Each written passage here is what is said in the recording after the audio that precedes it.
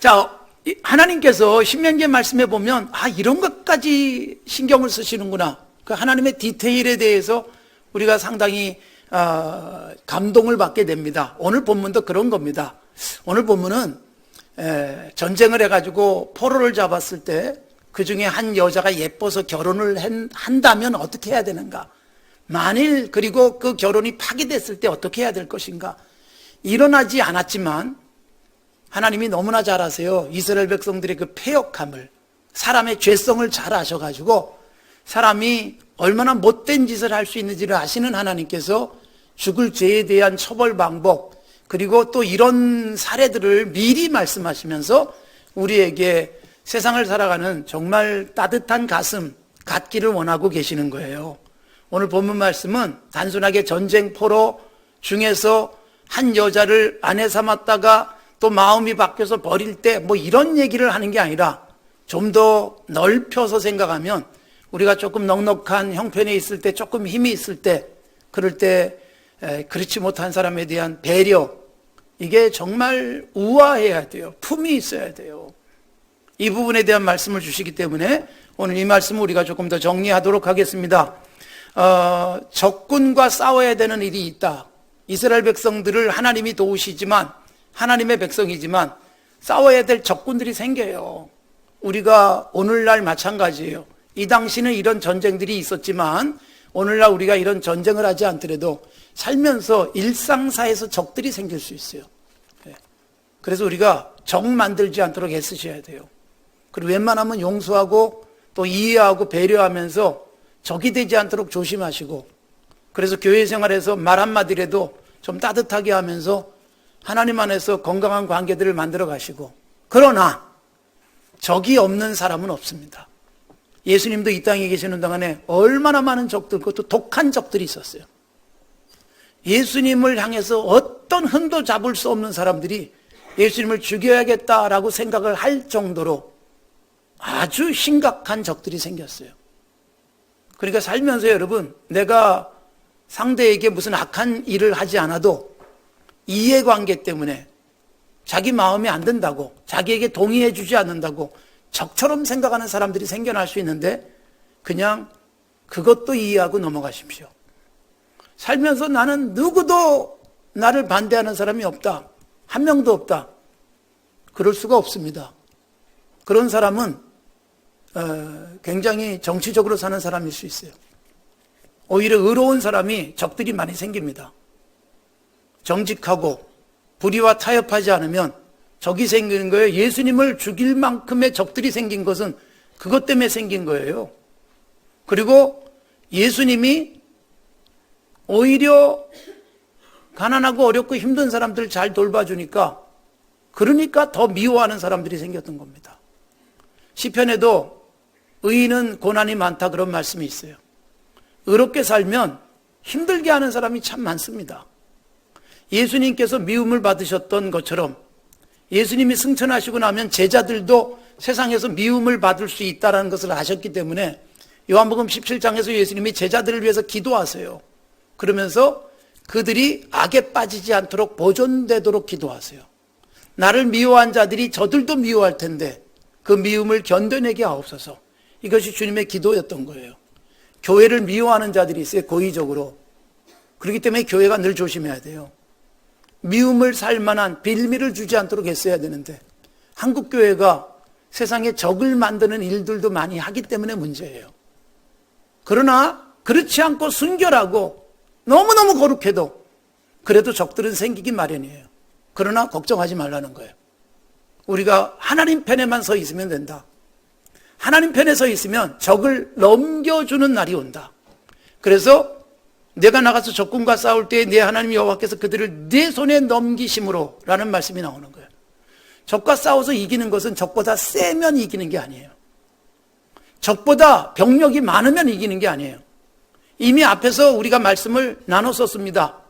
나보다 더 강한 적들을 만났을 때 어떻게 해야 될 것인가 라는 부분. 여러분, 군사력이 뛰어나서 이기는 것이 아니라는 거예요. 하나님 편에 서 있으면 이길 수 있는 줄로 믿습니다. 그러니까 여러분, 내가 얼마나 센가, 얼마나 숫자가 더 많은가, 얼마나 뛰어난 전략을 갖고 있는가가 아니라 하나님 편에 서 있으면 하나님이 적들을 내 손에 넘길 것이다. 그래서 적인데 내 손으로 마음대로 움직일 수 있는 그런 상황을 하나님이 만들어 주실 것이다 라고 분명히 말씀하고 계시기 때문에 세상에서 여러분 하나님이 넘기실 만한 삶을 사시기 바랍니다. 힘을 키우려고 하지 마시고 의로워야 된다, 그런 말씀을 제가 강조하고 있는 겁니다. 이기려고 하지 마시고 하나님 앞에서 깨끗한 삶을 살면 하나님이 지는 것 같지만 이기게 하시고 죽는 것 같지만 살게 하실 줄로 믿습니다. 그래서 우리들에게 적에 대한 생각 건강하게 갖고 사십시오. 괜히 나를 왜 미워하지? 왜 내 적처럼 행동할까? 고민 너무 하지 마십시오. 우리가 지혜롭게 모든 사람을 품을 수 있는 넉넉한 마음도 가져야 되지만 공연히 미워할 때, 공연히 나를 힘들게 할 때 스트레스 받지 않고 하나님께 맡기십시오. 그리고 여러분 공연히 내 이해관계 때문에 누군가에게 적이 되려고 애쓰지 마십시오. 가장 위험한 겁니다. 특히 하나님과 가까운 사람들에게 여러분 우리도 가까이 하는 게 가장 좋아요. 하나님 편인 사람에게 대적이 되지 않도록 조심해야 되는 거예요. 하나님께서 이스라엘 백성이 아무리 작고 약해도 대적을 하나님의 그들의 손에 넘기면 이스라엘이 승리를 했던 것입니다. 자, 이런 승리를 거두면서 전쟁 포로가 생길 수 있어요. 그런데 여러분 오늘 이런 이야기가 나옵니다. 13절에 전쟁 포로가 생겼는데 12절 그 중에 아리따운 여자가 있어요. 11절이네요. 아리따운 여자를 보고 너무 이뻐요. 마음에 들어요. 데려다가 결혼해서 살까 이런 생각이 들 수도 있다라는 겁니다. 남자들이 그런 생각을 갖는다는 거예요. 3,500년 전의 이야기예요. 그런데 성경이 너무나 잘 표현해 주고 있어요. 포로 중에 뭐 아립답지 않으면 그거 뭐 그렇게 하겠어요? 예쁘면 다 용서가 되는 세상입니다. 예쁘면 그냥 아내 삼고 싶고 내 소유를 삼고 싶은 생각이 이 남자들에게 있는 거예요. 하나님이 아리따운 여자를 보고 비록 포로지만 아내를 삼고자 하거든 이걸 막지 않으셨어요. 이때 전제 조건은 뭐냐면 가나안 여자는 아니에요. 가나안 여자는 다 멸절을 해야 되기 때문에 가나안 밖에 이방인 중에서, 그러니까 이스라엘 백성에게 영향을 끼칠 수 있는, 종교적 영향을 끼칠 수 없는 사람들을 의미하는 거예요. 그를 아내로 삼고자 할 때 어떻게 해야 될 것인가? 전쟁 포로인데 뭐 내가 잡아왔는데 내 마음대로 막 하면 될 수 있다라고 생각하지 말라는 거예요. 그런 경우에도 절차가 필요하고 예우를 해라. 그래서 집으로 데려가고 머리를 밀고 손톱을 베고 포로의 의복을 벗기고, 이건 무슨 의미냐 하면 이제 이스라엘 속에 들어와서 하나님의 백성이 가정 속에 들어오게 되니까 과거를 다 털어버리게 하는 거예요. 이제 그 겉모양으로서도 전향을 시키도록 하라는 거예요. 새로운 삶을 준비시키는 거예요. 그 다음에 부모를 위해서 한 달 동안 애곡하는 기간을 줬다. 이게 뭐냐면 과거의 자기 가족들과의 심리적 작별의 시간을 갖도록 시간을 주는 거예요. 마음의 준비를 하도록. 그러니까 여러분 이게 지금 우리가 이해가 잘 안 될 수 있어요. 3,500년 전 상황 속에서 주셨기 때문에. 그러나 이 속에 뭐가 나오는 거예요? 하나님이 아무리 내 마음대로 할 수 있는 여자라 할지라도 배려하고 준비시키고, 그래서 시간이 지나고 나니까 이제 포로로 잡혀왔지만 이 집에서 아내로 살아가겠다라는 마음의 준비가 될 때까지 기다려주는 바로 그런 배려입니다. 그러고 난 다음에 그에게 들어가서 남편이 되고 그는 내 아내가 되도록 하라라는 말씀이에요. 그래서 여러분 내가 마음대로 할 수 있는 사람 없다고 생각하셔야 돼요. 아무리 약자라 할지라도 내가 그를 내 생각대로 마음껏 주무를 수 있다고 생각하는 것은 얼마나 위험한 일인지 모릅니다. 자, 이래서 전쟁 포로인데 내가 생명조차도 마음대로 할 수 있을 것 같은 생각을 할 수 있는데, 그런데 아내로 삼고자 한다면 잘 배려해라. 그가 너무 큰 충격에 빠지지 않도록 조심해라. 그런데 또 이런 일이 일어납니다. 참, 이 질이 안 좋은 사람들이 있어요. 14절에 보면 그래서 결혼은 했는데 살다 보니까 마음에 안 들어요. 이뻐서 결혼했는데 그런데 이쁜 게 다가 아니다라는 생각이 들면서 버리고 싶은 질이 안 좋은 사람들이 생겨요. 그까지 책임지는 게 하나님의 원칙이에요. 그거는. 그러나 사람이 악하기 때문에 하나님이 이런 부분에 대해서 허용을 했어요. 이게 왜 허용했을까요? 남자를 위한 허용이 아니에요. 싫어요, 데리고 살기가. 잘해주겠어요? 좋은 옷을 입히겠어요? 잘 먹이겠어요? 싫어졌어요. 그러면 어떡하나? 그래도 내가 널 안 놔줘가 아니에요. 놔주라는 거예요. 이런 경우에 말하자면 이혼을 허용하는 거예요. 그러니까 이것은요, 남자를 위해서 한 게 아니에요. 약자인 여자를 위한 거예요. 성경에서 하나님이 이혼을 허락하실 때는 바로 그런 배려예요. 여성의 지위가 상대적으로 엄청나게 약할 때, 낮을 때, 남자가 차라리 이혼시켜주는 게 여자에게 훨씬 행복일 때, 그때도 붙들고 살면 안 되잖아요. 자유를 주고 그로 하여금 새 인생을 살게 해주는 게 훨씬 더 인격적 대우라고 생각될 때를 위해서 하나님이 이 말씀을 주신 거예요. 그래서 예뻐서 데리고 살려고 했는데 살다 보니까 아니다, 마음이 바뀌었다. 그럴 때 어떡하느냐? 내가 돈 주고 샀는데 뭐, 이런 생각을 갖지 말라는 거예요. 내가 전쟁 포로로 잡아왔는데 뭐, 내 건데 뭐, 이 생각을 하면 안 된다는 뜻이에요. 놔줘라. 돌려보내라. 돈 받고 누군가에게 팔아넘기면서 노예로 만들지 마라. 이것이 하나님이 나쁜 생각할 수 있는 사람들을 위한 약자에 대한 배려로서 주신 하나님의 명령이에요. 이걸 이스라엘은 지키라는 거예요. 여러분, 살면서 이런 부분들은 매우 중요한 부분이에요. 내가 뭐 요즘 흔히 쓰는 갑의 자리에 있고 내 힘, 내 말, 내 손가락 하나 움직여도 너는 꼼짝도 못해. 이런 관계 만들지 않도록 조심하셔야 돼요. 그럴 수 있는 위치에 있다면 그 힘을 그를 배려하면서 살 수 있어야 됩니다. 약한 자, 힘없는 자 함부로 하지 마라. 이런 말씀이 이 속에 들어있어요. 오늘날도 전쟁 포로에 대해서는요, 국제적 규범으로 제한을 하고 어떤 대우를 해야 될 것인가, 이런 부분들이 다 보장돼 있어요. 지키지 않아서 문제지. 예? 얼마나 여러분 인간들이 끔찍한 일들을 많이 하는지 몰라요. 그래서 전쟁 포로로 잡아왔을 때 그에 대해서 비인격적인 악한 일들을 하지 않도록 사회적으로도 합의가 돼 있지만 인간의 악한 그 죄성은요, 그걸 다 파괴해버리기도 합니다. 전쟁 포로만이 아니지 않습니까? 얼마나 여러분 전쟁 중에 민간인 학살들이 많습니까? 우리가 잘 아는, 제가 여러분들 데리고 꼭 가고 싶은 여행지가 있어요. 그게 중국의 하얼빈이에요. 간다 하면서도 거기를 못 모시고 갔는데, 하얼빈에 가면 안중근 의사가 이토 히로부미를 저격한 그 기념관도 있습니다만, 그보다 제가 더 보여드리고 싶은 것은 악명 높은 731 부대예요. 이시희 사령관이 지휘하던 생체 실험을 하던 부대. 여러분, 원래 이 이시희 사령관이 교토대학의 의학부를 수석 졸업한 의사입니다.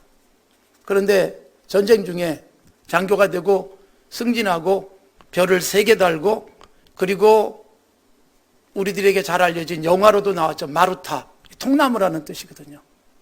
생체 실험들을 합니다. 제가 그 정신전력학교에서 정훈장교 훈련 받을 때 도서관에 책들이 많았어요. 그 중에 읽었던 책이 바로 악마의 포식이라는 책이에요. 찾아보면 나옵니다. 일본 사람이 쓴 걸로 제가 기억하고 있는데 정말 끔찍한 생체 실험의 장면들, 그걸 사실은 기반으로 해서 마루타라는 영화가 만들어져요. 여러분, 살아있는 사람들 동상 실험, 그 추운 겨울밤 밖에다 꽁꽁 묶어놓고 팔도 이렇게 벌리게 해놓고 여기다가 그냥 찬물을 부어가면서 팔을 얼려요.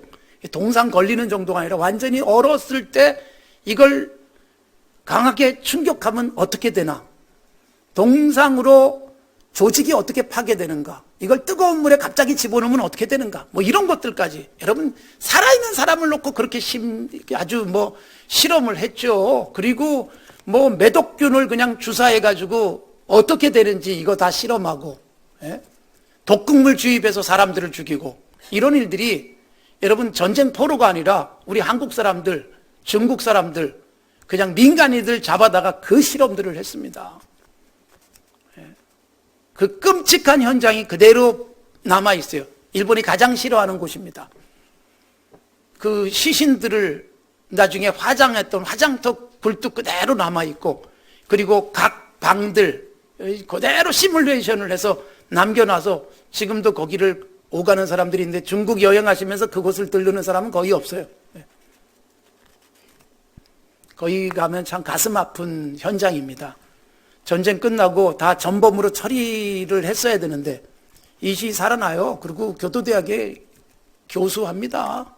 살아나게 된 이유가 뭔지 아세요? 미국에다가 그동안 생체 실험의 결과를 다 넘겨주는 것을 조건으로 해가지고, 그게 인류에 얼마나 참 유익이 됐는지 모르겠지만 전범들이 다 그래서 살아나요. 여러분, 이런 역사들이 얼마나 많습니까? 폴란드에 가면 아우슈비츠 가보신 분들이 많이 계실 거예요. 그대로 전시되어 있고, 아까 말씀드린 그런 화장터 그대로 있습니다. 끔찍한 그때 죽은 사람들, 여러분 아시다시피 히틀러에 의해서 575만 명이 학살당했습니다. 600만 명 가까운 유대인들이, 예? 그 신발들 산더미처럼 쌓이고, 그들이 들고 왔던 가방들 다 그대로 전시되어 있고, 그래도 독일은요 매년 아우슈비츠 학생들이 가서 청소 봉사합니다. 예, 전시물 다 닦아내고, 예. 그때 죽은 사람들의 사진들, 예, 이게 다 전시되어 있는 아우슈비츠 홀로코스트 뮤지엄이 있어요. 홀로코스트 박물관. 홀로코스트가 학살이에요. 예. 그래서 이 유태인들이 곳곳에 홀로코스트 박물관들을 만들어 놨잖아요. 워싱턴에도 있고, 유태인들이 돈을 내가지고, 이 박물관은 돈을 받지 않습니다. 다 무료로 입장하는데 상당히 많은 분들이 찾습니다, 그곳은. 예. 그리고 거기 가면 그대로 시뮬레이션을 해놨어요. 그 악랄한 학살들에 대해서. 예. 참 의사가 막 어린아이를 독극물 주입해서 죽여놓고 그 앞에서 웃으면서 기념 촬영한 사진도 있고, 인간성이 얼마나 이렇게 악할 수 있는지를 보여주고 있거든요. 근데 참 재밌는 건요, 히틀러가 이렇게 유태인들을 학살하고 그랬지만, 히틀러 시대에 히틀러가 만든 법 중에 하나가 뭔지 아세요? 동물보호법이 있어요. 동물을 학대하면 2년형. 우리나라에도 없어요. 이런 아이러니. 이게 참, 여러분 역사 속에 보면 루마니아의 독재자인 차우체스크는 자기 애완견에다가 군복 입히고 계급장 달아줬어요. 장교. 사람들이 걔한테 경례했어요. 여러분, 이런 참 끔찍한 사람들이 있었습니다. 3,500년 전이에요. 그러니까 지금같이 이런 시대가 아닌 3,500년 전에 전쟁 포로의 인권 함부로 유린되고 죽고 그러던 시절에 마음에 든 여자가 있어서, 예쁜 여자가 있어서 아내를 삼았을 때 어떻게 해야 되는가, 예우를 갖추도록 했고, 그리고 이제 마음이 변해서 그냥 버리려고 할 때, 그때 아주 인간적인 태도로 예우해야 된다는 말씀을 주고 있는 것은요, 우리가 좀 힘 있을 때 약자에 대한 배려해야 된다. 하나님의 백성으로서의 최소한 인간적 양심, 태도, 인권에 대한 바른 자세, 이게 필요하다는 것을 강조하고 있는 거예요. 여러분, 우리 한국 사회에 뜨겁게 달궜던 핫 이슈, 베트남 배우자 무참하게 폭행하는 어린 2살짜리 아이 앞에서, 그것으로 인해서 우리 사회에 분노가 폭발했지만 금방 잊어버리고 말 겁니다. 우리 일도 아니고 내 일도 아니고. 이런 일이 얼마나 많은지 요새 연일 방송에서 계속 보도하고 있습니다. 예? 그런 신고조차 못한 채 숨을 지키고 매맞고 살아야 되는, 한국 땅에서 쫓겨날까봐 그나마 거기서 붙들고 살아가는 약한 여성들. 지난 2018년 통계만 봐도 결혼 이주 여성 가정폭력 사건만 1,273건이나 됩니다. 여러분, 이거는 통계에 잡힌 거예요. 신고도 못한 채 숨죽이며 살아가는 사람들이 얼마나 많습니까? 이런 야만적인 일들이 오늘날 전 세계에서 가장 학력이 높은 대한민국에서 일어나는 일들입니다. 돈을 얼마나 주고 사왔는데 종처럼 생각하는 거예요. 내 소유라고 생각하면서. 하나님이 이 땅에 복을 거둬가지지 않는 게 감사할 일입니다. 우리가 살고 있는 이 시대에 같은 공간에서 이런 끔찍한 일들이 일어나고 있다는 것이죠. 사랑하는 성도 여러분, 하나님이 그래서 우리들에게 이런 긍휼히 여기는 마음 가지고 이 땅을 돌보기를 원하시고 계시는 것이고, 그래도 그런 사람들에게 법률적 대리인 역할도 해주고 의료적 혜택도 받게 해주고 하는 기독교인들의 활동이 그나마 그들에게 희망인 것이지요. 여러분, 우리에게 힘이 있을 때 이 힘이 하나님께로부터 왔고 그 힘을 가지고 내가 마음대로 할 수 있는 포로된 사람 같은 상대, 내게 꽉 붙들려 있는 사람에 대해서 인간적 예우하며 살아라, 이런 의미의 말씀을 주시고 계시는 거예요. 단순하게 전쟁 포로 중에 예쁜 여자랑 결혼하고 그리고 또 파기하고 이걸 다루고 있는 게 아닙니다. 이 속에 담겨있는 정신, 내 힘을 어떻게 쓸 것인가, 하나님이 주신 힘들을 가치 있고 아름답게 쓰지 않으면 우리는 모든 걸 잃습니다. 일본과 우리와의 관계 요새 참 이게 불행하잖아요. 우리는 일본에 선교사를 보낸 나라라서 참 고민이 많습니다. 괜히 보냈다 싶은 생각이 불뚝불뚝 올라올 때도 있고, 제가 10월 달에 일본에 가서 집회를 해야 되는데 고민합니다. 안 간다 그럴까 싶기도 하고. 힘이 좀 있다고 여러분 과거사 청산도 못하고 사과도 한 번 못하고 그저 합리화시키고 있는 그 나라가 갖고 있는 그 힘이 언제까지 갈 것인가 걱정스럽습니다. 일본뿐만이 아닙니다. 지난 7월 4일은 미국의 독립기념일이잖아요. 250만 불 들여서 링컨 센터 앞에서 어마어마한 최대의 독립기념일 행사를 했습니다. 하늘에 불꽃이 화려하게 장식되었고 68년 만에 처음으로 현직 대통령이 연설하는 그런 예외적인 일도 있었지만, 트럼프 대통령의 연설 중에 하늘에는 전투기들이 날고 그리고 연설하고 있는 연단 주변에는 탱크와 장갑차, 신무기들을 쫙 디스플레이해서 미국의 힘을 과시하는 독립기념일이었습니다. 미국 내에서도 많은 비판이 있었지만 끊임없이 강조한 것은 미국 최강이에요, 최강. 건국의 아버지를 끌어들였지만 건국의 아버지 조지 워싱턴이나 이런 사람들이 여러분 그런 의식 가지고 미국을 세우지는 않았습니다. 물론 역사 속에서 왜곡되고 그림자들이 많습니다만 막강한 힘, 앞으로 우주군까지 이 자리에 세워놓을 수 있다라고 제시한 그의 연설 속에 담겨있는 건 뭐예요? 이 막강한 힘, 우리가 멈추지만 않으면 우리가 못할 게 없다라고 하는 그 힘. 그런데 그 힘 있는 나라가 뭐랍니까? 일본이 마찬가지듯. 안타까워요. 제가 미국을 싫어해서 한 말이 아닙니다. 미국 우리에게 복음을 가져다 줬는데, 병원을 세워주고 학교를 세웠는데 힘을 바르게 써야 된다는 거예요. 약한 나라에 칼 들이대고 물건 팔려고 애쓰고 미국에 와서 공장 세우고 미국인 고용하라고 그냥 강요만 하고 있는 국가의 경제정책상 그럴 수 있다고 생각되지만 그리스도인들이라면 그 부분에 대해서 고민해야 된다는 말씀을 드리는 거예요. 우리가 힘이 있으면 어떻게 써야 될 것인가? 심지어 교회조차도 힘이 있으면요, 그 교회의 힘들을 바르게 쓰지 않기 때문에 세상의 비난의 대상이 되고 있잖아요. 건강한 그리스도인으로 살아가기, 신명기가 그걸 말씀하는 거예요. 하나님의 백성으로 살아간다는 것, 힘이 있으면 약자를 배려하고 그 약자에 대한 배려가 하나님을 경외하는 신앙이다. 이 부분을 동일시해주고 있는 게 신명기의 중요한 주제라는 것을 놓치지 않기를 바랍니다.